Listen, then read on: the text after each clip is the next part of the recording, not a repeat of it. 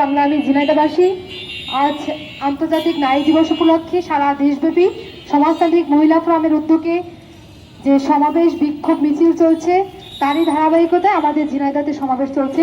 সংগ্রামী বন্ধুগণ, এই পর্যায়ে আমি আলোচনা করার জন্য আহ্বান করছি সমাজতান্ত্রিক মহিলা ফোরাম ঝিনাইদহ জেলা শাখার সংগ্রামী আহ্বায়ক কমরেড রুবিনা খাতুন রুবিকে। সংগ্রামী বন্ধুগণ, আমরা এত সময় আলোচক বৃন্দের আলোচনা শুনেছি। আমরা অনেকেই বলতে পারি, অনেকেই মুখে বলি নারী দিবস বলে আলাদা, আবার নারী দিবস কেন? সংগ্রামী বন্ধুগণ, অনেক সহজ কথা যে নারী দিবস, এই নারী দিবসের যে ইতিহাস, এটা কিন্তু খুব সহজ না। এই নারী দিবসের সাথে মিশে আছে নারীদের ঘাম, রক্ত, সংগ্রাম। সংগ্রামী বন্ধুগণ, আমরা পূর্ববর্তী বক্তার কাছে শুনেছি 1857 সালে নারীদের যে শ্রমের অধিকার, নারী পুরুষের সমমজুরি, নির্দিষ্ট কর্মঘণ্টা এবং কর্মক্ষেত্রে স্বাস্থ্যসম্মত পরিবেশ, এইসব নিয়ে ছিল নারীদের আন্দোলন। বন্ধুগণ, আজও আমরা দেখছি যে আমরা 115 বছর পরে এসেও আমাদের নারী সমাজকে আন্দোলন করতে হয় সমকাজে সমমজুরি নিয়ে, আমাদের আন্দোলন করতে হয় নারীদের অধিকার নিয়ে, আমাদের আন্দোলন করতে হয় নারীর সমমর্যাদা নিয়ে। সংগ্রামী বন্ধুগণ, ক্লারা জেটকিন 1910 সালে তিনি তার নারী সম্মেলনে বলেছিলেন যে নারীদের যে রক্তক্ষয়ী যে ইতিহাস, নারীদের যে লড়াইয়ের ইতিহাস, এই ইতিহাসকে যদি পিছিয়ে না ফেলা যায়, এই ইতিহাসকে সামনে রেখে নারীরা তাদের অধিকার রক্ষার দাবিতে তারা আন্দোলন করবে। তারই ধারাবাহিকতায় তিনি যথার্থই তিনি সেই দিন দাবি করেছিলেন 8 মার্চকে আন্তর্জাতিক নারী দিবস হিসেবে পালন করার জন্য। সংগ্রামী বন্ধুগণ, সারা পৃথিবীর মানুষ এই ডাকে সাড়া দিয়েছিল এবং সবাই, সমস্ত নারী সমাজ, পুরুষ সকলকেই এই দাবিটাকে 8 মার্চ আন্তর্জাতিক নারী দিবস হিসেবে পালন করে। সংগ্রামী বন্ধুগণ, একটা সুন্দর সভ্যতা নির্মাণ হয় শুধু পুরুষের দ্বারা না, পুরুষ এবং নারী মিলেই কিন্তু মানব সভ্যতা। কোনো পুরুষ বা শুধুমাত্র নারী, এটা কোনো একটাকে বাদ দিয়ে কিন্তু মানুষের যে মানবিক সমাজ সেটা প্রতিষ্ঠিত হয়নি।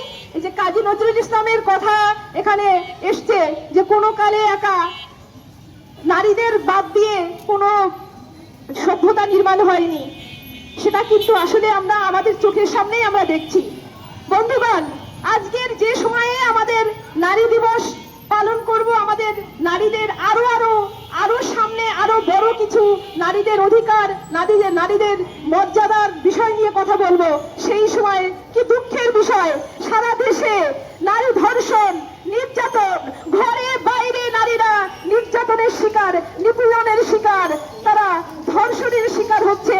2 বছর, 4 বছর, 8 বছরের শিশু, 7 বছরের বৃদ্ধা সহ আমরা এই নির্যাতনের শিকার হতে দেখেছি। সংগ্রামী বন্ধুগণ, আমরা আমাদের পাশের জেলার মাগুরায় 8 বছরের একটা শিশু, সে কি বোঝে? সে কিসের পোশাক বোঝে না কি এই পুরুষ বোঝে? সে বোঝে কি? সেখানে কিন্তু সে নিরাপদ থাকতে পারলো না। আমরা দেখেছি 21শে ফেব্রুয়ারির দিন ফুল তুলতে গিয়েছে শহীদদের প্রতি শ্রদ্ধা জানানোর জন্য, অথচ সেই শিশুটি ফুল কুড়াতে যে সে ধর্ষণের শিকার হয়েছে। সংগ্রামী বন্ধুগণ, নারীদের কেন নারীদের এত অমর্যাদা? যখন প্রয়োজন হয় তখন তো নারীদেরকে বলা হয় না তোমরা ঘরে যাও। আমাদের পূর্ববর্তী বক্তা শারমিন সুলতানা বলেছেন যে 24-এর গণ অভ্যুত্থানে নারী এবং পুরুষ, মানে ছাত্র এবং ছাত্রী, তারা হাতে হাত ধরে তারা আন্দোলন করেছে। কই তখন তো কোনো পক্ষ, কোনো মহল তো বলেনি নারীরা তোমরা ঘরে চলে যাও, নারীরা বিশ্ববিদ্যালয়ে তোমরা ক্যাম্পাসে চলে যাও, তোমরা হলে চলে যাও। তখন বলছিল এই নারীরা বাঘিনী কন্যা। তারা তাদের ফেসবুক পোস্টে দিয়েছিল বাঘিনী কন্যা, অগ্নিকন্যা, এই ধরনের তারা তাদেরকে আখ্যায়িত করেছিল নারীদেরকে। আজকের যখন তাদের হাতে চলে গেল ক্ষমতা, তখন তারা নারীদের সামনে নারীদের যে আন্দোলন, নারীদের যে সংগ্রাম, সেটা তারা সামনে আসলো না।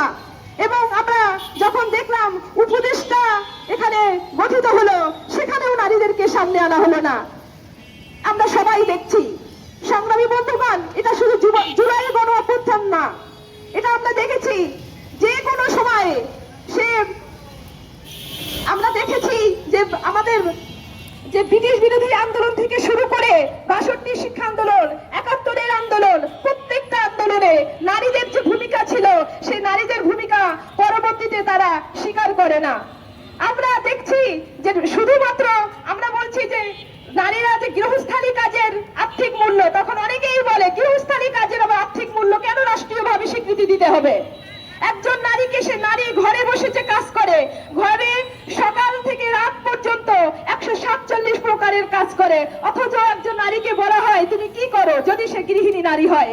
প্রত্যেকটা বিষয়ে একটা সুনির্দিষ্ট কারণ থাকে। কেন আমরা বলছি, কেন নারীরা যে গৃহস্থান কার্যের আর্থিক মূল্য নিরূপণ করে এবং জিডিপিতে অন্তর্ভুক্ত করো, সেখানেও আমাদের বাধা।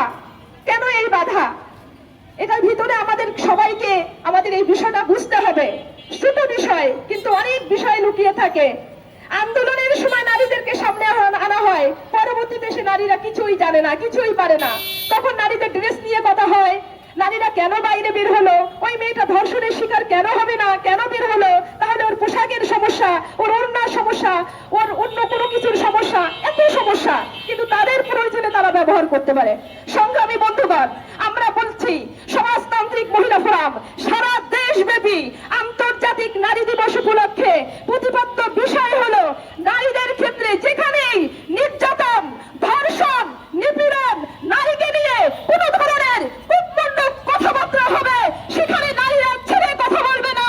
আমরা আবার হুঁশিয়ার করে দিচ্ছি, সমাজতান্ত্রিক মহিলা ফোরাম সমস্ত নারী পুরুষকে সাথে নিয়ে এই ধরনের কূপমণ্ডক চিন্তা যারা ধারণ করবে, যে মহল ধারণ করবে, তাদেরকে ছেড়ে কথা বলবে না। আমরা রাজপথে আছি এবং সকল নারী পুরুষকে সাথে নিয়েই আমরা এই আন্দোলন করব। এবং এই যে কূপমণ্ডক চিন্তা যারা ধারণ করে, এই বাংলাদেশে ১৯৭১ সালের মুক্তিযুদ্ধের বাংলাদেশে, ২৪-এর বাংলাদেশে কোনো ঠাঁই নেই। আমি আবারও বলছি, কোনো ঠাঁই নেই।